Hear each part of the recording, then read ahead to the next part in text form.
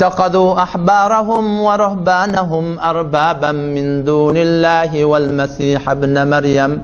Yahudiler hakkında indir. Yahudiler diye Allah Teala.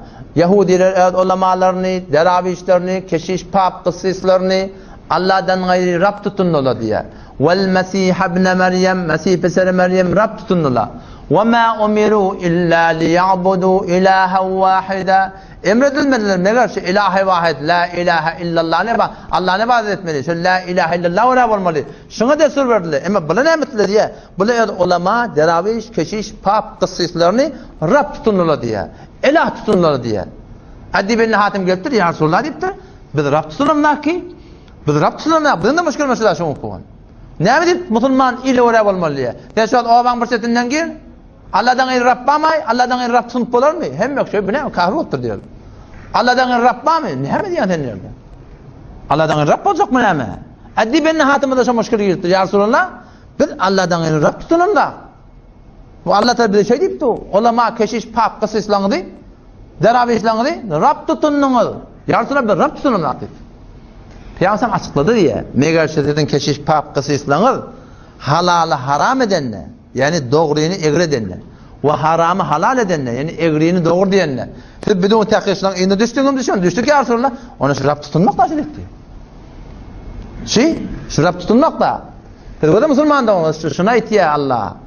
Ki biz haysi bir hukmu şeriatta şeriatın tertine gidip de Allah'ın hukmunu neye çıktığını bolar ganimet bolar. Beter katıp vermelerdir mani. Ha? Allah'ın hukmunu kenara koyup da halkın egir diyen adına egir deyip, halkın doğru diyen adına doğru deyip Allah bilen şeriatına işin bulmasa kim Rabb oluyor aşağıda? Cevap verin sonra oraya. Halk Rabb oluyor aşağıda.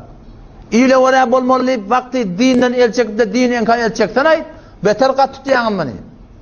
İyle oraya bulmalı dinden el çekten halka oraya bulmalı halıktan el çekten il Rabb oluyor, halk Rabb oluyor aşağıda. Tabi da la ilahe illallah. Allah'dan başka layık itaat yok. Şu dünyada var ya hiç kim dinletmeler şu dünyada. Ahunda dinletmeler, Moğlan'da dinletmeler, enende dinletmeler, atan da dinletmeler, doğatan da dinletmeler, hemsayan da dinletmeler. Ağaçlı zendegide hiç kim dinletmeler. Kimi dinletmeler? Allah'ın dinletmeler. Ahunun aydanı, Allah'ın aydanına cur gelse Allah'ın hükmüne muvafık ede, zaten der ki bir defende selle olanla cur gelsin. Ahunun aydan, Allah'ın aydanına cur gelse, sen zahiren ahunun diyen etiyorsun, sen Allah'ın diyen ettin. Doğatın aydan, Allah'ın aydanına cur gelse, sen zahiren doğatın diyen ettin, Allah'ın diyen ettin sen. Enen aydan, Allah'ın aydanına cur gelse, sen enen diyen ettin, hakikatta, Allah'ın diyen ettin. Ayalın aydan, Allah'ın aydanına cur gelse, sen ayalın diyen ettin, hakikatta, Allah'ın diyen ettin. Allah Teala Kur'an'ı eylete aydıptır da. وَوَصَّيْنَا الْاِنْسَانَ بِوَالِدَيْهِ حُسْنًا O bir tavşırdık diye insana ki enete yaşlık etsin. Yani bir kurum ayet Allah Teala. Arada bir tane bir halık bu da bir mahluk. Halık bilen mahlukun ayetleyen keminin arasında mutabakat tavlanak. Enetan ayetleyen bilen Allah'ın ayetleyen cur gelmen o. Doğatan ayetleyen bilen Allah'ın ayetleyen cur gelmen o. Ayalın ayetleyen bilen Allah'ın ayetleyen cur gelmen o. Hem tayan ayetleyen bilen Allah'ın ayetleyen cur gelmen o.